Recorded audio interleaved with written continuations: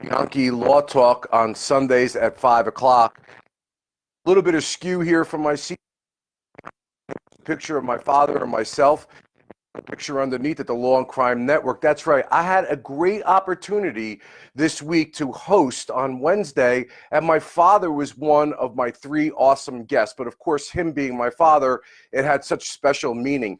Hey, you can see a link in there to something that my real short clip that the Law and Crime Network actually put up in the description of this Facebook Live. I'd love for you to click on it because my dad tells me he's proud of me, and it was a really, really inspirational moment that he did that. Of course, I always knew that he is, but it was nice that he said that. And of course, you can go to my YouTube channel and see all the parts and sections that my father was speaking on with regard to various areas of the law. Hey, what better than a guy who's been practicing close to 6 decades to be able to explain to us the evolution of law? And in many instances, because I grew up with my dad, I think sometimes philosophically we don't do enough discussion on what we should be doing in the criminal justice system in a more balanced way. So it was a great honor to have my father on the show. I hope to have him on again. And I know everybody loved him. Go to that video and check it out. Even the longer video, it has all of his clips. Great time. I'll talk to you a little bit about why is it many people are confused as to why people are lawyers or become lawyers. Well, my influence was very clear. We always tell this story. Since the age of 5 years old, I have been quote unquote brainwashed, and this is a good brainwashing, not a bad one, not inculcated, whatever words you want to use.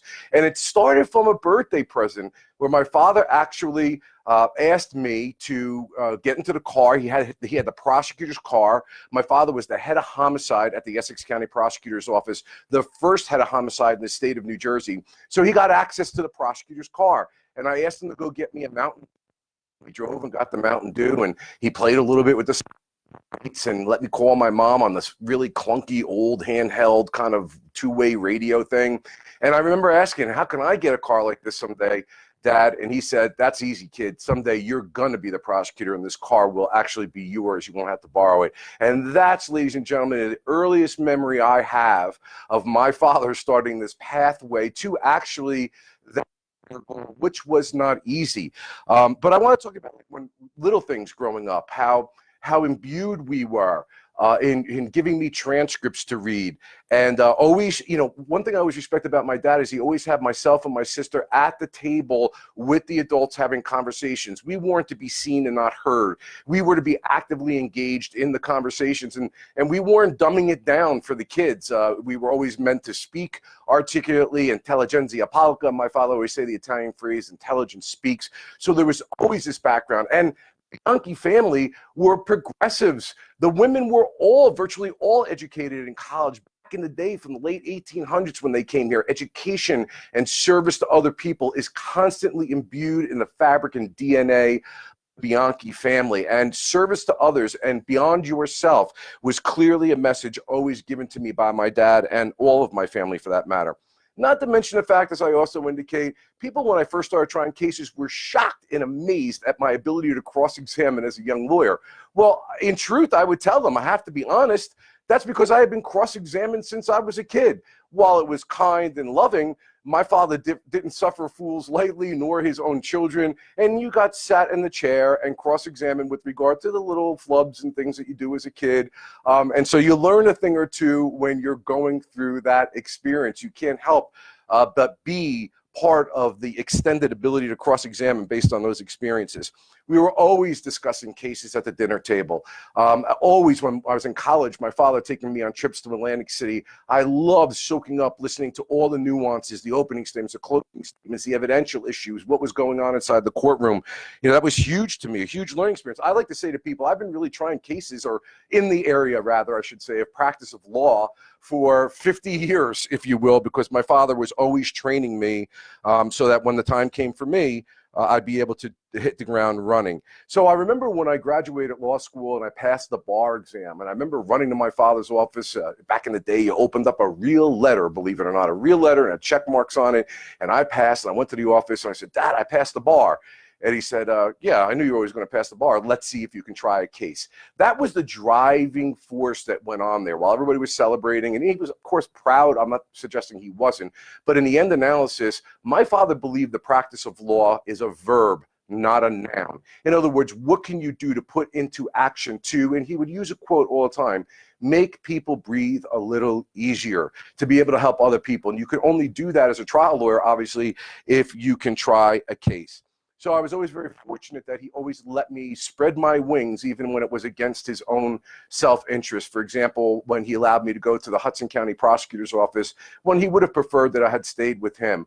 Because it was at the Hudson County Prosecutor's Office I gained invaluable trial experience, having tried some of the most prolific and difficult and sticky murder cases and things of that nature. So I was ready to come back out as a seasoned trial lawyer after spending 7 years.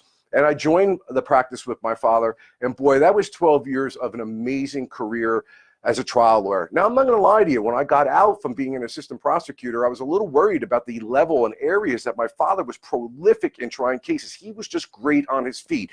It didn't have to be a criminal case. Criminal defense could be business litigation, could be a personal injury case, could be a civil rights case, could be a will contest. My father is one of the last of the Mohicans as lawyers that was unafraid to walk into a court and try a case in any area of the law if there was a dispute that needed to be tried. And he was not afraid. He was, we call him the Iron Man. That's our nickname for him. He was not afraid to walk into that courtroom and try any case. Fear was not in the lexicon of my father's DNA as far as that's concerned. But I was a little nervous about it. And he said to me, you know, if you could try a murder case as a prosecutor and prove that case beyond a reasonable doubt to 12 jurors, you're going to be shocked at how easy it is to try other cases.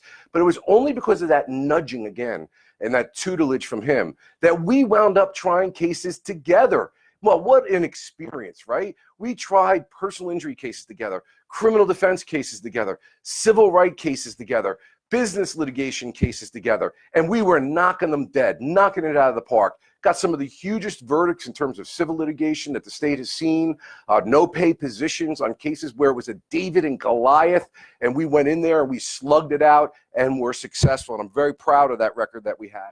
But there was another time that came along the block where my father was going to have to let me go again, which I know, getting a little bit older in life, was probably a little, well, he claimed it wasn't frightening, but it was for me. It kept me up at night.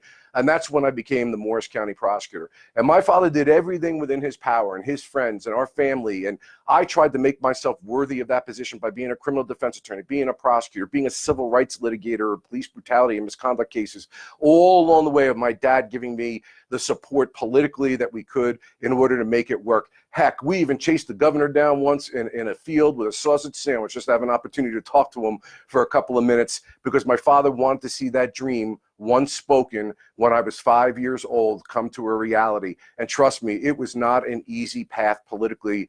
It was filled with lots of twists and turns and ups and downs, but in the end, it happened. So thanks, Dad, for all that.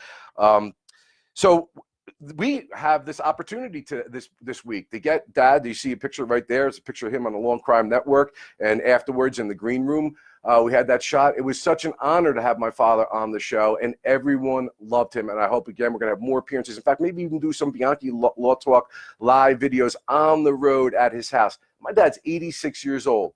He's still trying cases. And so he's still instructing me that you can have a value at every stage of your life. It may not always look the same. It may not always be the way it always was, but there's no stopping, just like his grandfather practiced medicine till he was 92 years old. The Bianchis, man, they are tough as nails. I hope I follow suit with regard to that. So, Dad, thanks for being on the show.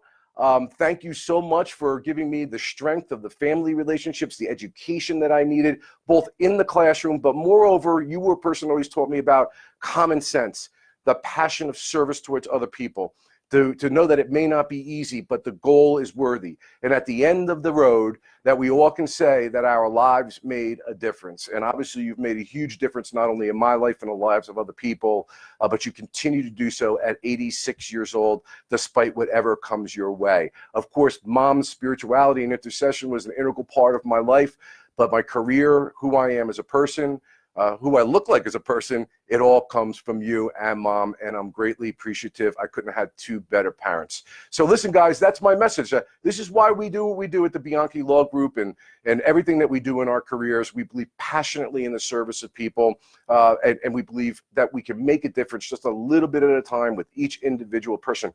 My last note will be, Father Walter Heath was a priest at Providence College. I happen to be wearing a Providence College sweatshirt right now. And he said something that was very similar to the idea of my father, but in a little bit of a religious context.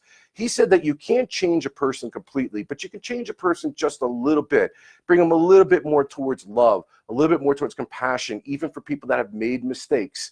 Prosecutors who should be showing mercy and compassion. Defense attorneys should say, you did something wrong, but let's see if we can help you out, mitigate the consequences of this. And Father Heath once said that when he eventually takes all these little pieces of people and it adds up to one individual, he wanted God to take his life. So I've had great mentors in my life, my father being the number one, and probably Father Heath being the number two. So listen, guys, thanks for the support of the Bianchi Law Group and the Bianchi Law Talk. Please, if you haven't already, subscribe to the YouTube channel, the new YouTube channel, Bianchi Law Talk, as well as the fan page at Bianchi Law Talk on Facebook Live. We do these videos every Sunday at 5 o'clock. And I would really appreciate if you would hit that link to see my dad tell me that he's proud of me and how much that meant to me. And thank you to the Law and Crime Network, not only for allowing a great trial lawyer like my father to be on the show, but to make a memorable father and son moment that will never be taken away and that I'll always cherish. Hey, we'll see you next Sunday. Have a blessed week.